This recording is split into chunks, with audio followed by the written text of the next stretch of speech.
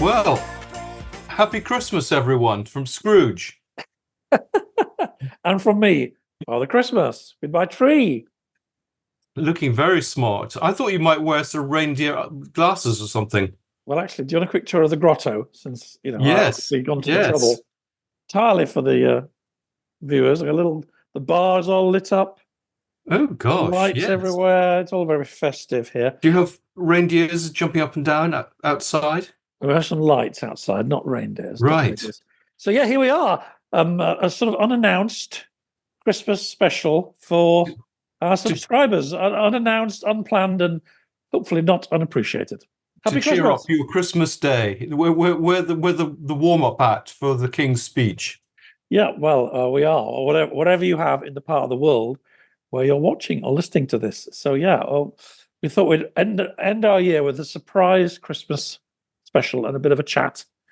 Yes, talking about some of the things that we've been discussing this year, talking about how we got into researching, what we feel is important, and really talking about how the listeners have really come on board in the last few months. And we're getting a lot of very helpful feedback and very grateful for it. Yeah, we spent such a lot of time. People will remember kind of cajoling and begging people to subscribe because we needed to get to 1,000.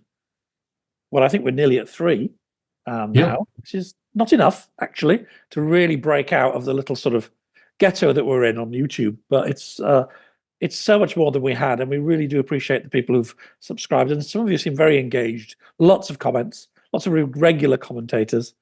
I don't know. I think we should do our favourite and least favourite comments of the year. What do you say, Andrew?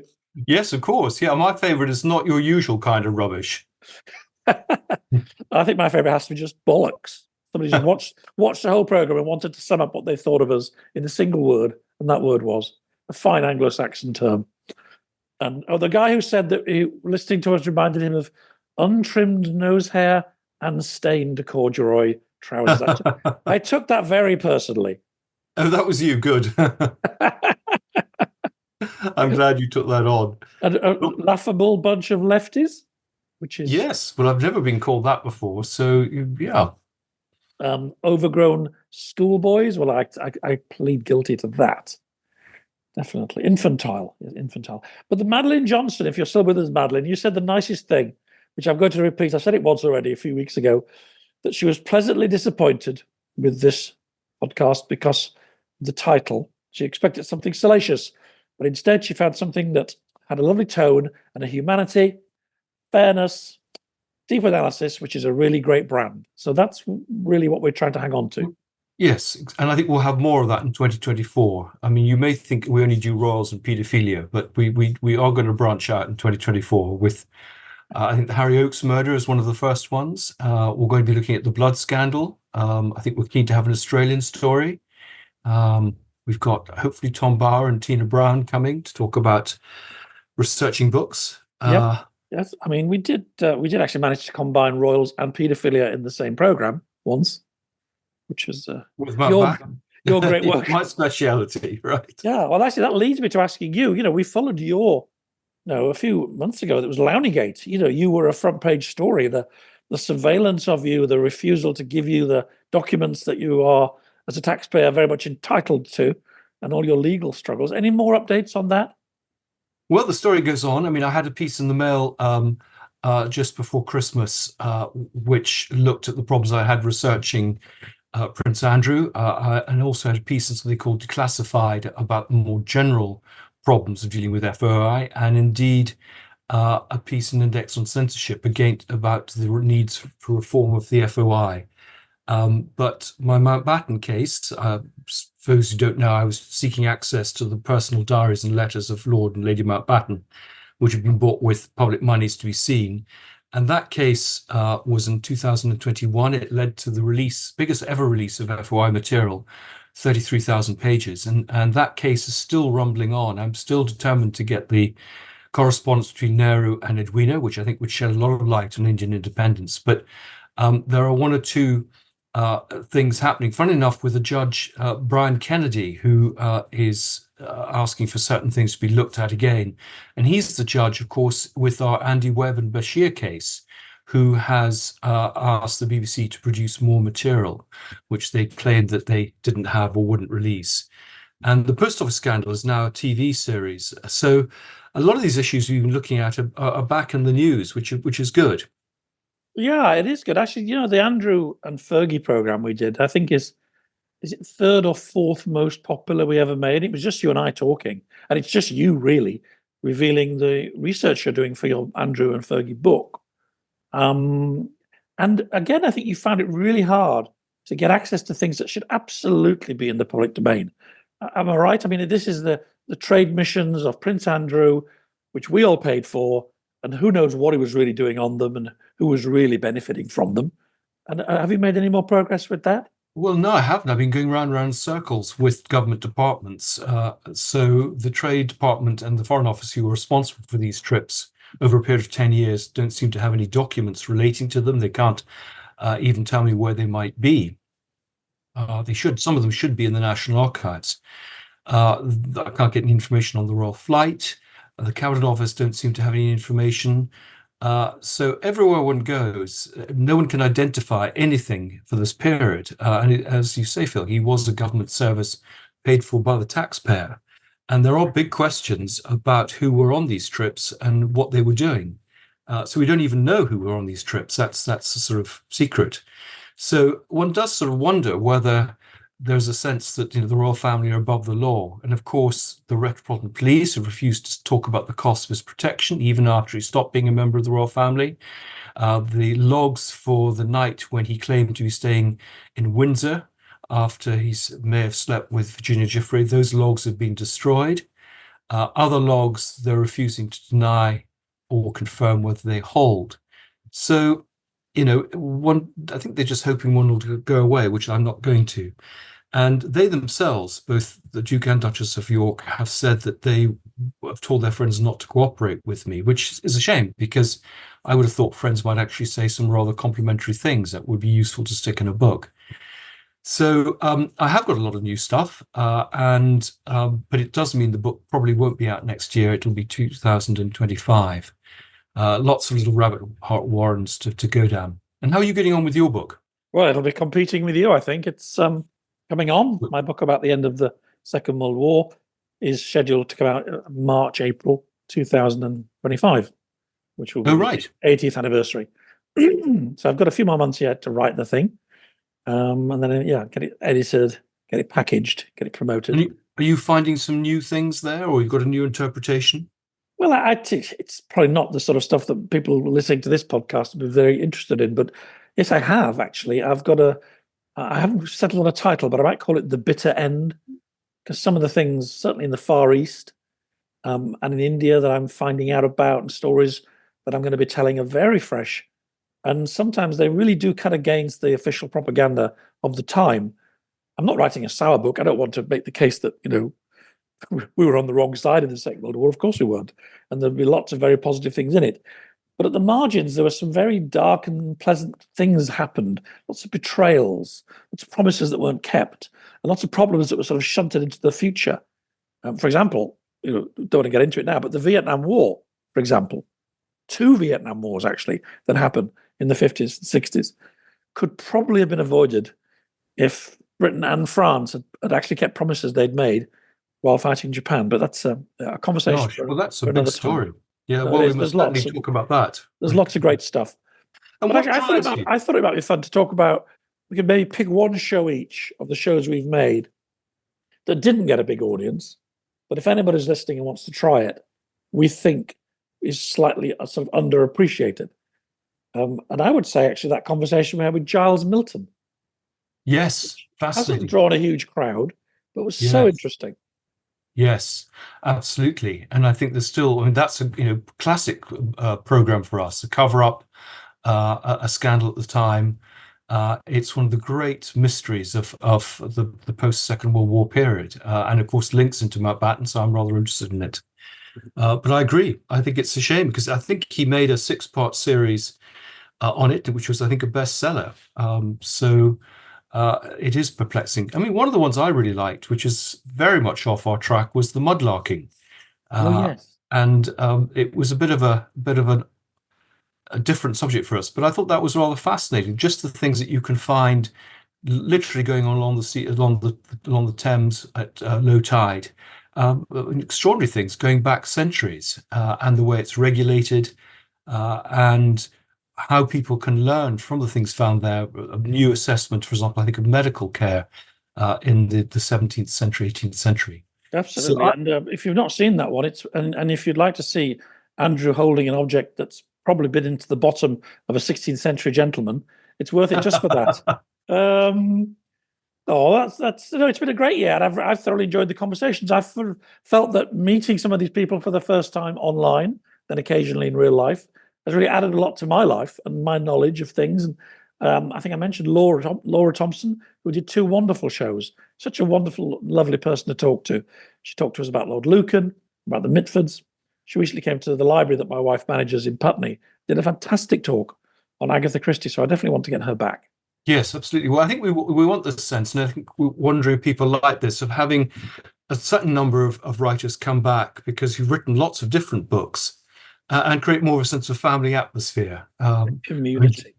Gerald Posner, clearly has written a lot. Robin Watt Swan and Andy Summers have done a lot. Yes, indeed. And Andrew Morton clearly has done a lot of books. So yeah, people that you feel we should have back on other subjects, we'd love to hear from you. And I think I was telling you, Phil, that there is a TV documentary coming up. They claim to have found Lord Lucan as a Buddhist monk in Australia. Not again. We must put that. Well, there was a jungle gym, wasn't there, at one point? So we must put that to Laura. Okay, yes, we must. I'm sure she will raise her eyebrows. Or one eyebrow. Well, you said just for this special, I could ask you a few things about something I've actually wanted to for some time. We've never really got around to doing. It doesn't naturally fit into any of our programs so far. But all the work you've done on the Duke of Windsor, we've talked about his dodgy political connections and how he was flirting, more than flirting, with the Nazis in the early years of the Second World War. We've never really talked about Wallis. I know a lot of people, I'm one of them, find her completely enigmatic as a historical character. Yes, she is. Spent more time than most looking into her life. I'd just love, for a few minutes to find out what you actually think of her. Well, I mean, I think she is a very complex figure. She's someone who kept very much everything to herself. She was an only child. I think she felt very sort of betrayed by a whole series of things that happened in her youth. Her father died when she was 6 months old. She was brought up in genteel poverty. And the paternal uncle who brought her up was in love with her mother, which caused problems. And in fact, she was, in effect, disinherited by him when she refused to take sides. And she vowed really as a young woman that she would be basically take control of her own life. She married very young, this man called Win Spencer, who was quite a distinguished American pilot, but he was a drunk. Did she marry for love? Was it a true kind of romance? I think she did at the time, and then discovered that he was this drunk, beat her up. We have to rely slightly on her stories. I mean, one of her stories is that he locked her in the bathroom. Well, most bathrooms lock from the inside rather than the outside. So you've got to sometimes wonder if her stories are true. But it was a sad story. And I think what I tried to show in Trader King was that the so-called love relationship of the century with the Duke of Windsor was not really that she was basically emotionally blackmailed into marrying him. He threatened to kill himself. That the real love of her life was a man called Herman Rogers, who was at the next door estate to Roosevelt at Hyde Park, who was a great friend of hers. In fact, she offered to have a child with at one point. And she sort of had this life sentence with this boy, the Duke of Windsor. And she realized that having divorced 2 husbands, she couldn't really, do it a third time. And I think that's why you get this frenetic energy with her, and this desire to fill all her time. In some ways, I think it's a sad story. She showed during her time in the Bahamas that she could be a very effective governor's wife, actually had a very big heart, and she dealt with a lot of social problems there. And I think... Did she have any effect on his politics? Was she in any way involved with the flirtation with Hitler and the Nazis? Yes, I think she was sympathetic, and certainly the Germans had targeted her. They sent a German spy called Stephanie von Hollenhout into the next door apartment in Bryanston Square, to work on her and through her on the king. She supposedly, everyone denies that she had this relationship with Ribbentrop, but lecturing on a cruise liner recently, someone came up to her at the end and said, "I'm Ribbentrop's chauffeur's grandson," and he says they were always meeting. So that's a good case where the written archives have perhaps gone, but the oral testimony is there. But yeah, she's someone people feel very strongly about. There are certain authors who are very, very pro Wallace, not many who are pro him. And Well, and they, not everybody has a king emperor give up his throne for the love of them, which is quite a claim. Whether or not the love was real or she felt slightly coerced or emotionally blackmailed, it was an astonishing thing for anybody to do for anybody else. yeah, well, I think he was sort of maneuvered off the throne, but it was a sort of mummied relationship, which a lot of the royals have. And he talked to her in baby language. In fact, she bossed him around. And the more she bossed him around and actually was unpleasant to him, the more he liked it, even being humiliated in public, cuckolded in public with people like Jimmy Donahue. And it's interesting that Andrew Morton, in his book on Wallace, talks about her having a sadomasochistic relationship with Win Spencer, the first husband. But she played the submissive role there, whereas with Edward, she played the much more dominant role. Gosh. So there's some very interesting sort of psychosexual elements to that relationship. But yes, clearly she was a very witty character, a very good hostess, and people seem to like her. I mean, there are again contradictory reports. She seems to have been awful to members of staff, and some of the sort of people who hung around her were sort of cafe society. But she is an enigmatic figure, and every book seems to be different about her. And it's, of course, she had that very sad period at the end of her life when she was sort of locked away in a corner of the house. Bits of furniture were being sold that she didn't realize downstairs to either pay medical bills or possibly to line people's pockets. All her friends were cut off from her, and she was suffering from dementia. And she lived on from 72 to 86 in this sort of vegetative situation. So it's did the royal family, because were famously inflexible and tough at freezing her out. In those sad final years, were there any generous gestures or anything? Well, no, sadly. I mean, the Queen came to see the Duke just before he died in May 72, partly to pay respects, partly to, I think, just persuade him to pass on certain artifacts, garter robes, and things like that. But when she had this long period, they really had no contact with her at all. And I'm amazed, for example, when they were selling off various artifacts, the abdicate table where he signed the abdication actually was sold. It didn't go back to the royal family. So there's some very strange things going on. Mountbatten was always turning up in this period and trying to persuade her to leave everything to the royal family and to set up a trust with King Charles. And eventually he was banned because he upset her so much. So there were some strange things going on behind the scenes. They said that 3 lorry loads of material was taken to Windsor after her death, or after the Duke's death, actually, and none of that stuff has ever emerged. So we don't know what it was.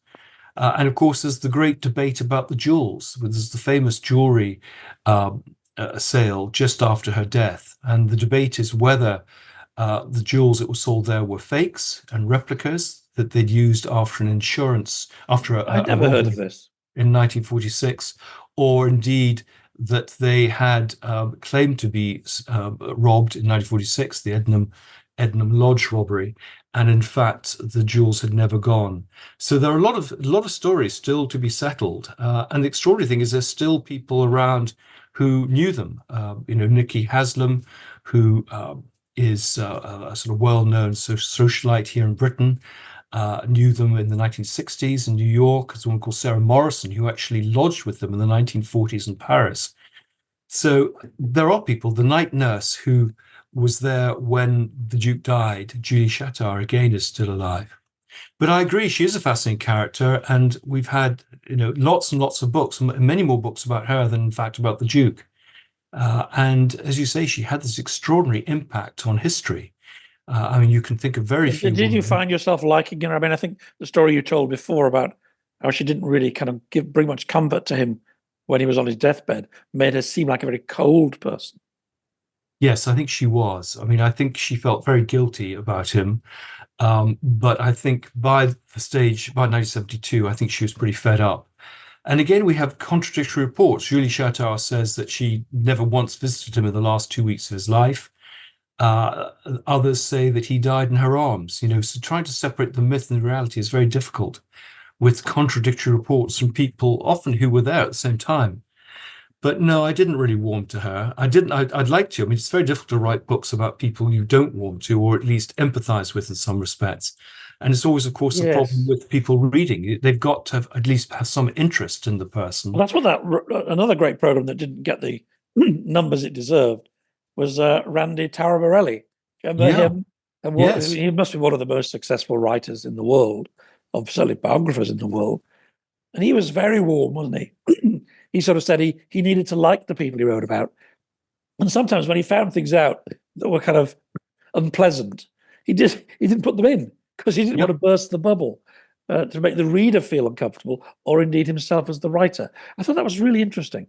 Yes, well, he's clearly knows his market, and I mean, he's very, very successful. I was amazed because I mean, a big subject with Jackie Kennedy, but clearly we all have a responsibility not to needlessly upset the family or to deal in tittle tattle. But I think we do have also have a responsibility to try and tell the truth as we see it of people, and clearly we see different things and choose to emphasize different aspects of their character. But yeah, I found Wallace a very difficult subject to sympathize with. I mean, all the reports I read from biographers, people who were her ghostwriters, members of staff, or even her friends, were all pretty critical. I mean, she was mean, she was very demanding. She was dishonest in many respects. I mean, taking clothes and jewels from people to promote them and then not returning them. But I think also a very unhappy woman. And this was the problem with the jewels. A lot of the jewels that were recovered at the end of her life, they'd never been bought. They'd been given. So like an Instagram influencer, she would be given a lovely dress to wear at some grand event and then just forget to give it back. Yes, exactly. Or a tiara or something. And I mean, one of the estimates, is a man called Richard Wallace, who's got a book on the jewels coming up in a few months' time. He estimates that 2/3 of the jewels disappeared, were not in the sale.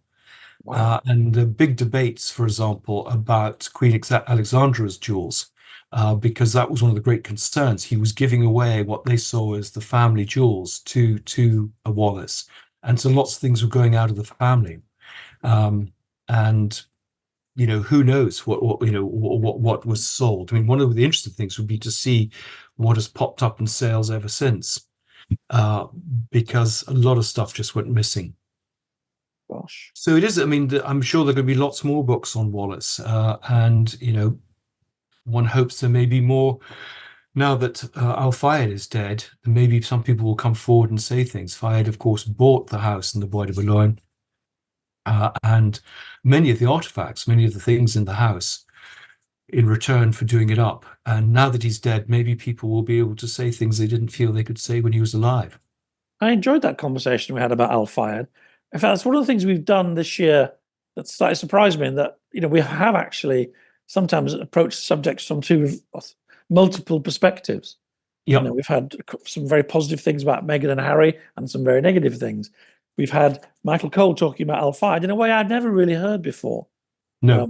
As a generous, as a witty, as a kind man. Of course, people then come up in the comments and say, well, okay, but he was accused of all sorts of things. And, you have to take what Michael Cole says with a certain amount of skepticism because he worked for him. But it's great to get those perspectives. And the fact that we have an unlimited amount of airtime to play with, as opposed to, say, a broadcast channel, is that we can actually explore them. All those different attitudes and those different views. I agree. Well, I mean, also the two sides to the Diana death, Yes. And I think that is very interesting. And I think, we can do that with other subjects that come up or other perspectives, or wait to see what people's comments are. But Yeah, I think there is no one line that can be taken on any of these things. We all discover new things, and that's one of the joys that each generation rediscovers a subject. Yes, so please keep in touch with us. I hope you've enjoyed our little Christmas half-hour treat that we thought we'd spring upon you. There's something to discover under your tree. Thank you to all the subscribers. It's been a great year. And we're really looking forward to spending more time with you next year. And let us know what you want us to talk about. It really, we've done 4 or 5, haven't we, Andrew? Including the most recent one on the McCann story, because people have wanted them. Yep, absolutely. No, we're very much here to, because I mean, you've certainly given us some very good ideas of things that we've learned a lot about and we might not normally have covered. So we've really enjoyed it, and we're very grateful to you for all your interest and your feedback. Indeed. So, ho ho ho from me. Happy Christmas to all the listeners and viewers. And here's to a scandalous 2024. Yep. Happy Christmas from Scrooge. Bye. Okay, bye. Millions of snowflakes are dancing around you, kissing your cold cheeks. It's snowing here too. I wonder if all this is trying to tell me I don't belong here. I should be with you, and I promise I will. I'll make it all better.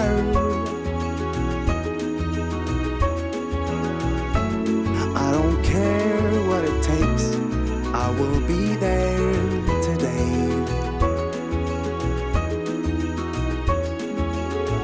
It's not a Christmas until it's a Christmas together.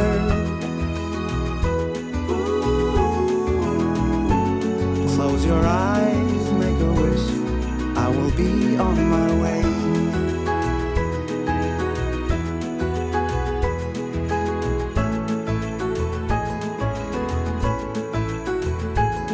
I miss you, my darling, oh how can I get there? Hopeless and stuck in the middle of nowhere. Send me your kisses to bring me a sweet dream. Wind on my face and the clouds fly beneath me. I promise I will, I'll make it all better. I don't care what it takes, I will be there today.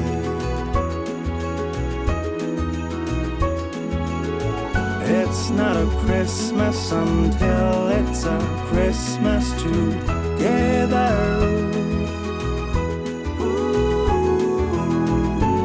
Close your eyes, make a wish, I will be on my way.